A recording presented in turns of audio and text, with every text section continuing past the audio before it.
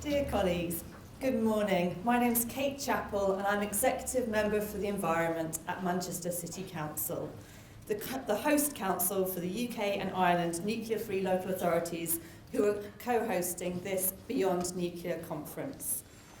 I'd like to welcome you today to this important conference, which is commemorating the 5th anniversary of the Fukushima disaster and the 30th anniversary of the Chernobyl disaster.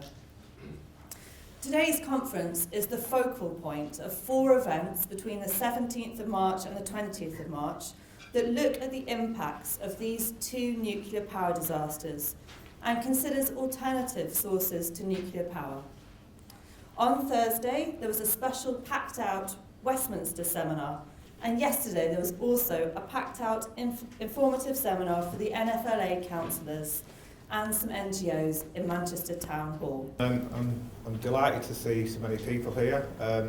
I'd just like to thank all the members of the steering group who I've worked with over a good long 12 months and lots of meetings to bring these 4 days of events to fruition. We worked really hard to bring some of the biggest names in the renewable energy field, in the low-level radiation health field together. And I really hope that you find today's events illuminating, and if you're coming to the Campaigners' Day tomorrow, that you're involved in creating a strategy where we can go forward to create a strong anti-nuclear movement. I think there's obviously a lot of reasons that we share that we're up against, one of which is the enormous lobbying power of the nuclear industry and the stranglehold that it has on the political establishment. We just saw this, I saw this quote yesterday, or I think it came out the day before, from Hillary Clinton, who, for reasons best known to her, made an announcement that we should not shut down our nuclear power plants, quite the contrary, or get rid of gas, because if you are in favour of such a move, then you are putting ideology ahead of science. And I think what disappointed me the most, not that she was that she was pro-nuclear, which was sort of a sneaking suspicion, although no one's talked about it on the campaign trail, but more that she decided to inject a cheap shot into her statement at environmentalists who oppose nuclear energy. The idea that we are not scientists or not scientific and that we're just doing it for ideological reasons, I thought was a low thing to do. So we will, I'm sure, as Beyond Nuclear and others, be taking her to task for that. Because I do think that the bomb is actually the bit that's most in the way of the world going beyond nuclear. So not the countries necessarily that are already in the nuclear weapons club, but for example, the 13 or 14 Middle East countries that say they want nuclear power. Why would they want nuclear power? It doesn't make any sense. So the conclusions are really that, yes, okay, nuclear power is sort of collapsing under the weight of its own terrible economics. So it'll probably go away eventually anyway, but we all have to, in this room and everywhere else, have to continue to push it out of the door, because otherwise it's stealing our tax dollars and it's strangling renewable energy and not allowing the things that we want to see actually develop. But at the same time, we need to trumpet the fact that renewable energy is happening. It is leading the world in terms of what's coming online. It's the good news that we need to tell, as Sean and I were talking about earlier, we've got to be for something. We can all talk till the cows come home, I'm sure, about the terrible things about nuclear power and depress everybody, but we've got to show that there's something else we can do and that it's happening already and it's not a fantasy. And then if we can try to change this inalienable right idea that somehow this inextricable link must remain and break that, then I think we have a chance of directing the countries that don't already have nuclear power and don't already have nuclear weapons into another more positive, hopeful world. Thank you.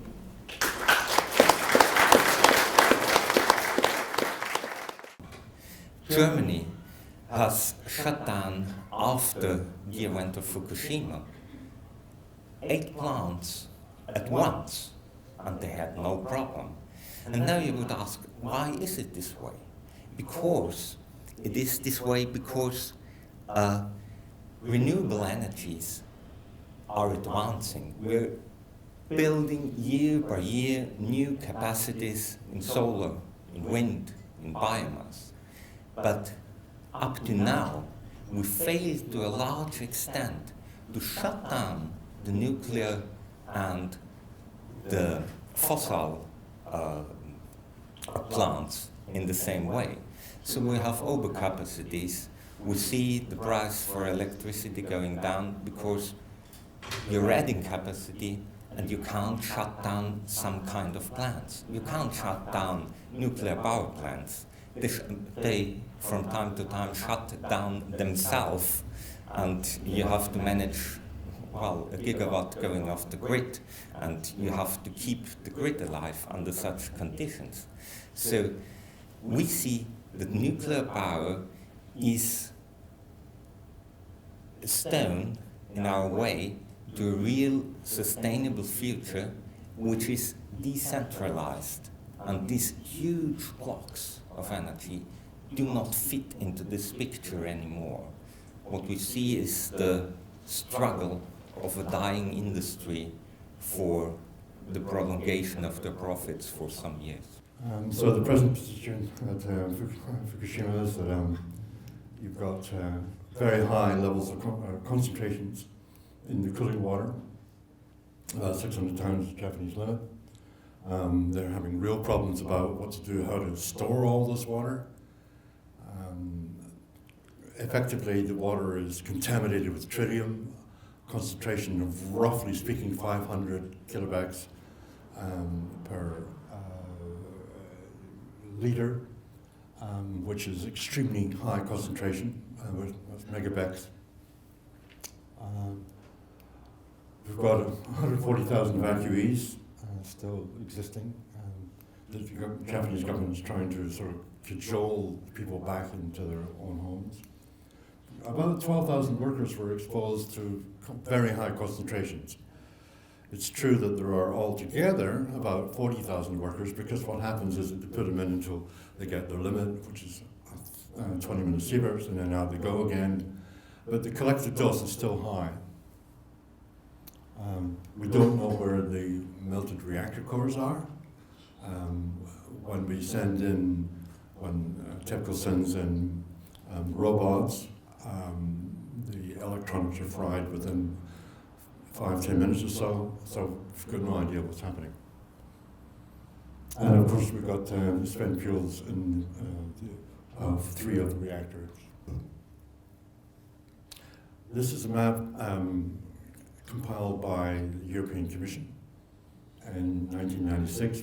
Basically there were helicopter flights and also small airplane flights with big gamma detectors pointing down, one in front, one back, and they flew back and forth, back and forth, back and forth, back and forth for about 2 years. Massive, massive job. Congratulations to them for doing this. One of the really fascinating things about this is in the original TORCH report, is that UNSCARE never referred to these maps. Neither did WHO, neither does ICRP, and neither does IAEA. Nobody refers to these maps. And yet, one picture is worth maybe 1,000 words here, and it shows you the massive contamination throughout the rest, the whole of Europe. About roughly 40% of the source term from Chernobyl landed in Western Europe. The official figures are the official IAEA, WHO, all only talk about the former Soviet countries, but look, all the other countries got it. Perhaps you can't see this. This is the cover page of a recent publication. It's about a year old. And in this paper, published in Nature's Scientific Reports, we take all of the studies that had ever been done looking at the effects of radiation on genetic damage for Chernobyl systems. Includes some humans in here as well. And the overwhelming conclusion is that in almost every single study, there's a very strong signal of genetic damage related to the radiation exposure. And this bar right here, this graph is simpler than it looks. This is the bar that signifies a zero effect of radiation. Each one of these little red lines is a single study. And so these are all of the studies that have been done. These studies down here show no effect of radiation. There's a couple over here that seem to imply a positive effect of radiation, just one or two. But the vast majority show very strong negative impacts. This is an extremely strong finding. This result is overwhelming. It's absolutely indisputable. First, I want to define what this low-dose problem is. We have on this side, the left-hand side, we have the effects which the international scientific community accepts as due to ionizing radiation as a pathological effect.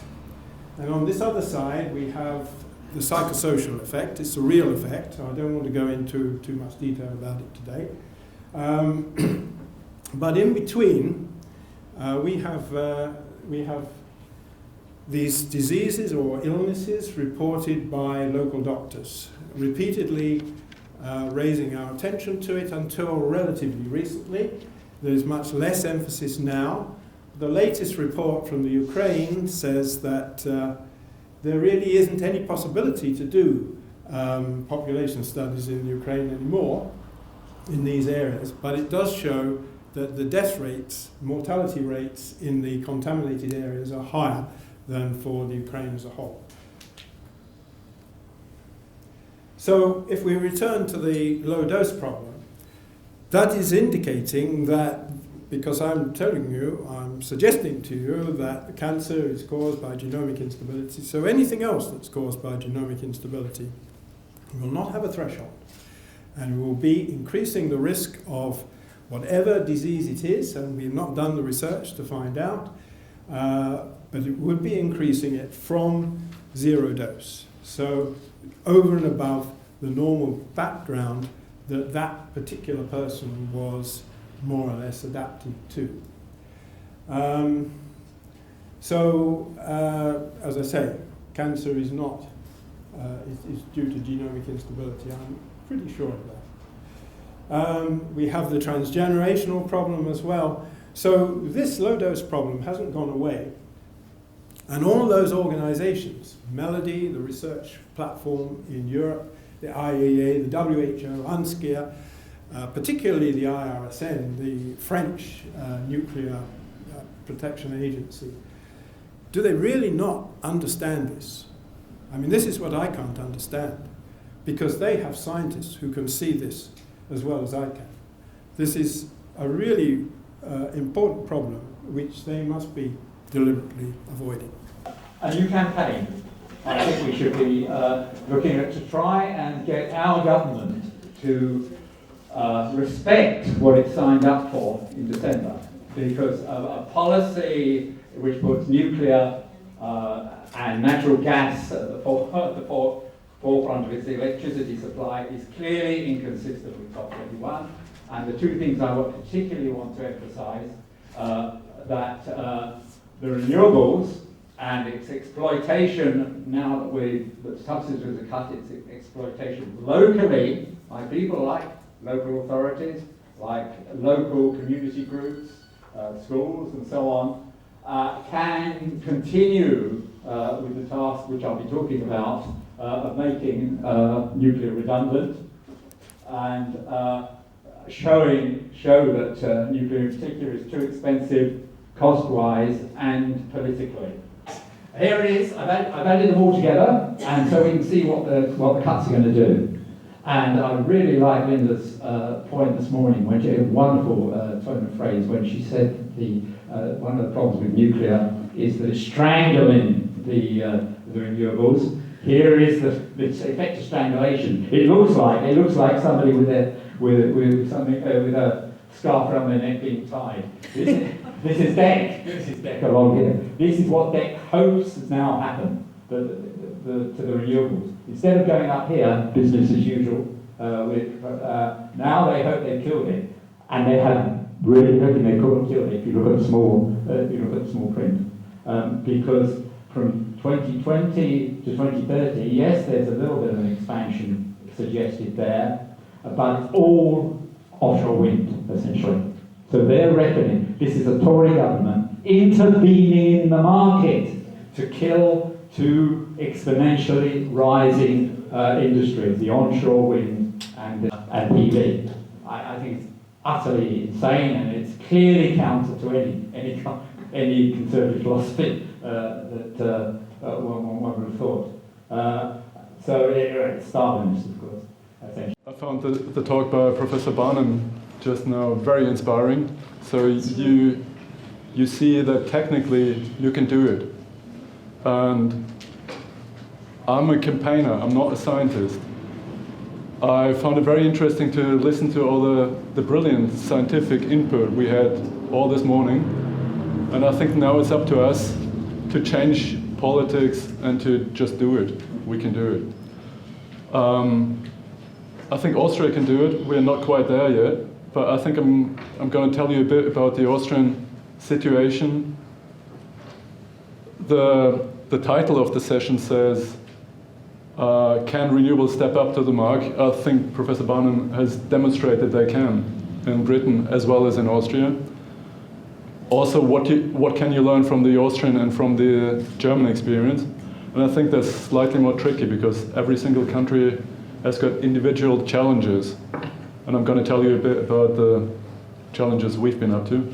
In the wake of the Fukushima nuclear accident, we started a petition with the mass media tabloid Kronenzeitung, 3 million readers in a country with 8 million inhabitants. We collected more than 650,000 signatures, and with this backing we managed to commit government and utilities to change the electricity law, make labeling of electricity mandatory. And that's me and the director of Greenpeace Central Eastern Europe with the Prime Minister. This campaign, and in particular the changes to the national electricity law, caused intense discussions even in international media. That's the Spiegel basically saying this law is probably illegal, it's probably going to be overturned, which it hasn't been.